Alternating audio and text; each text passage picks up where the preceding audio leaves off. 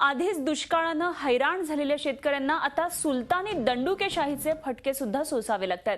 जिल्हा बँकेमध्ये विमा भरण्यासाठी गेलेल्या एका शेतकऱ्याला पोलिसांनी बेदम चोप दिला। गेवराई तालुक्यामधल्या तलवाडा इथल्या जिल्हा बँकेच्या शाखेमध्ये विमा भरण्यासाठी मोठी गर्दी होती। मनोहर अश्रुबा गांधले या नावाचा हा शेतकरी रांगेमध्ये नसल्यामुळे पोलिसांनी त्याला अक्षरशः झोडपून काढलं। एरवी गुन्हेगारांची चमडी लोळवायला मागे पुढे पाहणारे हे पोलीस गरीब शेतकऱ्यांची मात्र पाठ सोलून काढतात। दुष्काळामुळे पेरलेलं हातचं गेलंय, निदान विमाचे 4 पैसे तरी मिळावेत म्हणून आलेल्या शेतकऱ्याला पोलिसांच्या दंडुकेशाहीचा असा हा प्रसाद खावा लागला। आपण बघतोय या दृश्यांमध्ये पोलीस किती अमानुषपणे या शेतकऱ्याला मारतात। केवळ हा रांगेत नव्हता, या एकमेव कारणामुळे पोलिसांनी त्याला आपला हा दंडुका, आपला हा हिसका अशा पद्धतीने दाखवला। हा सगळा प्रकार बँकेच्या समोर आणि इतर शेतकऱ्यांच्या समोर घडला, मात्र जनावराप्रमाणे मारणाऱ्या पोलिसांना अडवण्याची कोणीच हिंमत केली नाही। बीडमधल्या गेवराईमधल्या तलवाडा इथली दृश्य आहेत। पीक विमा भरण्यासाठी हा शेतकरी होता। याच घटनेसंदर्भात आणखी सविस्तर माहिती जाणून घेऊया। आमचे प्रतिनिधी लक्ष्मीकांत रुईकर सध्या आपल्या बरोबर आहेत। लक्ष्मीकांत, काय नेमकी घटना होती, काय नेमका पोलिसांनी असा छळवाद केला शेतकऱ्याचा?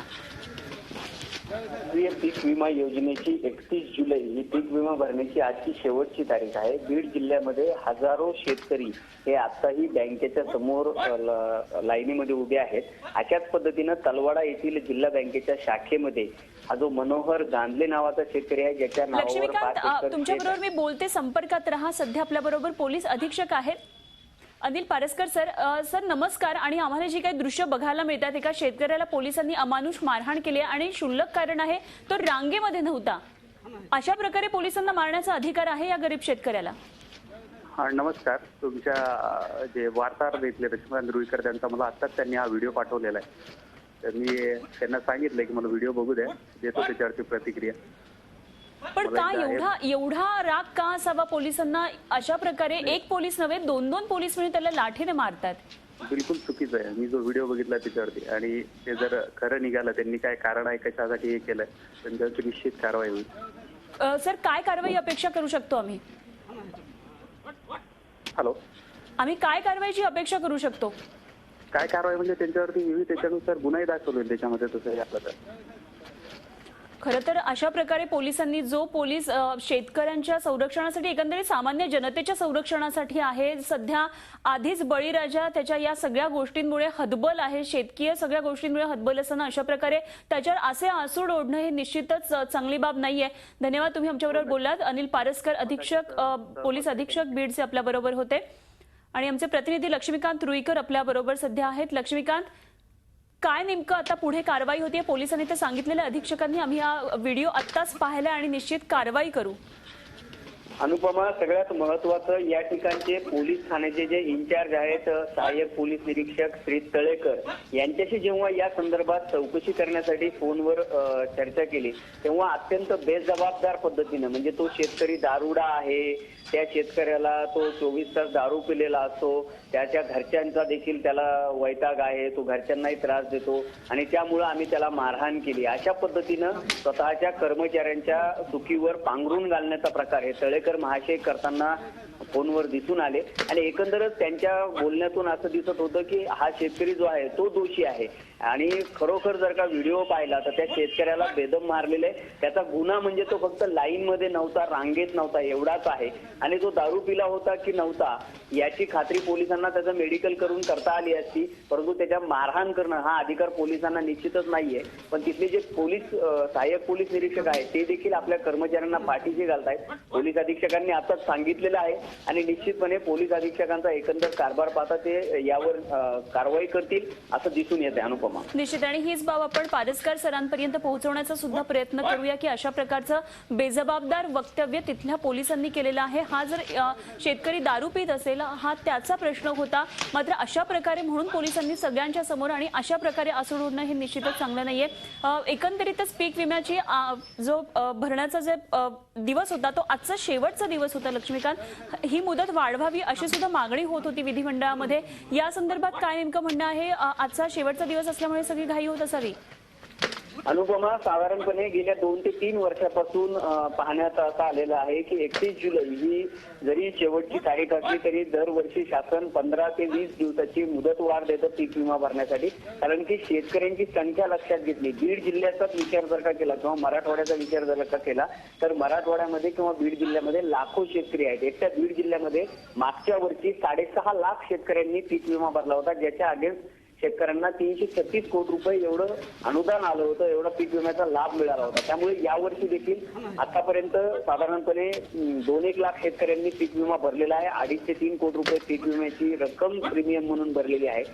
अजूनही अर्ध्यापेक्षा जास्त शेतकरी वेटिंग मध्ये आहेत आणि एकंदर बँकेच्या शाखा बघता तेवढं मनुष्यबळ बँकेकडे नाहीये. त्यामुळं पीक विम्याची मुदत ही निश्चितपणे वाढवावी लागेल. याबाबतीत विधिमंडळामध्ये विरोधी पक्षाच्या आमदारांनी देखील प्रश्न उपस्थित केलेला आहे आणि त्यावर सविस्तर चर्चा होऊन निश्चितपणे मुख्यमंत्री पॉझिटिव्ह निर्णय घेतील अशी अपेक्षा आहे.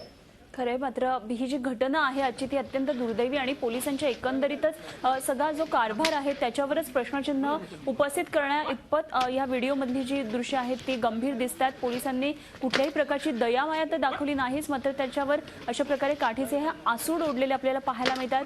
हा शेतकरी गयावया करतोय मारू नये म्हणून, मात्र तरी पोलिसांनी आपले आसूड थांबवलेले नाहीत. एक नव्हे तर 2-2 पोलीस मिळून त्याला चोपताना आपण पाहतोय. ह्यांना पोलीस म्हणायचं की हैवान म्हणायचं अशा प्रकारची दृश्य आपण पाहताय. बीडमधली तलावडीमधल्या तलवाडा गेवराई तालुक्यामधलं हे गाव आहे आणि तिथल्या जिल्हा बँकेच्या शाखेमध्ये अशा प्रकारे आज हे दृश्य पाहायला मिळाली. विमा भरण्यासाठी मोठी गर्दी होती. मनोहर आश्रुबा गांधे नावाचा हा शेतकरी होता. केवळ हा रांगेत नव्हता आणि म्हणून पोलिसांनी त्याला अक्षरशः झोडपून काढलं आणि त्याची दृश्य आपल्याला आता पाहायला मिळतात. या संदर्भात आम्ही काही वेळापूर्वी अधीक्षकांशी बोलण्याचा प्रयत्न केला आणि ते म्हटले की आम्ही कारवाई करू. हा व्हिडिओ मला आत्ताच मिळालाय. अर्थात अधीक्षक यावर काय कारवाई करता आहेत, कारण आमचे प्रतिनिधी लक्ष्मीकांत रुईकर सध्या आपल्याबरोबर आहेत आणि ते सांगतात की तिथे उपस्थित असलेले जे पोलीस होते त्यांनी सांगितलं या शेतकऱ्याच्याच एकंदरीतच वागणुकीबाबत त्यांनी आक्षेप घेतला होता, मात्र आपल्या सहकाऱ्यांच्या वागणुकीवर पांघरूण घालण्याचा त्यांनी प्रयत्न केला. आमचे प्रतिनिधी लक्ष्मीकांत रुईकर आपल्या संपर्कात आहेत. त्याचप्रमाणे आपण तिथल्या आमदारांना सुद्धा याबाबत विचारण्याचा प्रयत्न करूया. लक्ष्मीकांत, एकंदरीतच या सगळ्या घटनेमुळे तिथे उपस्थित असलेल्या शेतकऱ्यांची यावर काय प्रतिक्रिया होती, काय नेमकं त्यांचं म्हणणं आहे?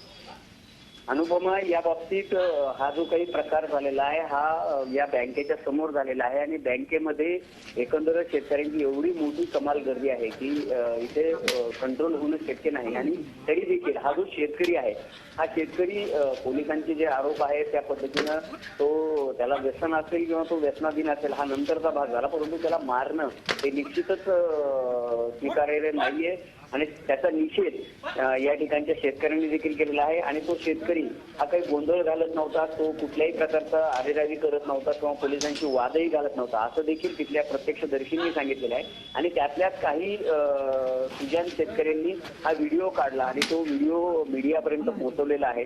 निश्चितपणे त्या शेतकऱ्याचा यामध्ये काहीही दोष नसताना पोलीस अधिकारी मात्र आपल्याच सहकाऱ्यांना पाठीशी घालण्याचा प्रयत्न करताना दिसून येतात. अनुभव अत्यंत हा जो व्हिडिओ आहे तो दुर्दैवी म्हणावा लागेल. केवळ रांग मोडली म्हणून जनावरांसारखं मारताना या दृश्यांमध्ये आपण बघतोय आणि ही मारहाण कुठल्या गुंडांमध्ये नाही झाली तर पोलिसांनी अशा प्रकारे ही मारहाण केलेली आहे. आधीच खरं तर दुष्काळाचे चटके या शेतकऱ्यांना भोगावे लागतात. काही तरी किमान पैसे आपल्या हातात यावेत म्हणून पीक विम्यासाठी हे रांगेत उभे असलेले शेतकरी, केवळ हा शेतकरी रांगेत उभा नव्हता म्हणून पोलिसांनी अशा प्रकारच्या दमदाटी करत त्याला मारहाण केल्याचं आपण पाहतोय.